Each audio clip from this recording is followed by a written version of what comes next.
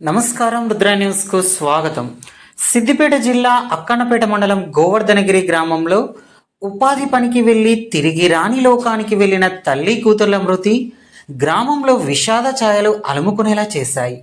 బంధువుల రోదనలు, గ్రామస్తుల శోక సముద్రంతో ఎటు చూసిన విషాద సన్నివేశాలే గుండెలను కదిలిస్తున్నాయి. వివరాల్లోకి వెళ్తే గోవర్ధనగిరి గ్రామంలో కందారపు సరోజన 52 సంవత్సరాలు. కూతురు మమతను అన్నారి యోగితో కొన్ని సంవత్సరాల క్రితం అదే గ్రామంలో వివాహం జరిపించింది. వారికి ఒక కుమారుడు, కూతురు, 2 పిల్లలతో సంతోషంగా ఉన్న కుటుంబంలో ఘోర సంఘటనతో కబలించింది.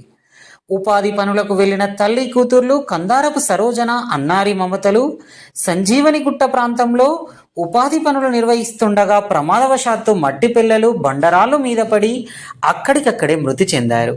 మట్టి పిల్లలు తొలగించి 2 మృతదేహాలను వెలికి తీయగా వారి మృతిని చూసి గ్రామస్తులందరూ శోక సముద్రంలో మునిగిపోయారు.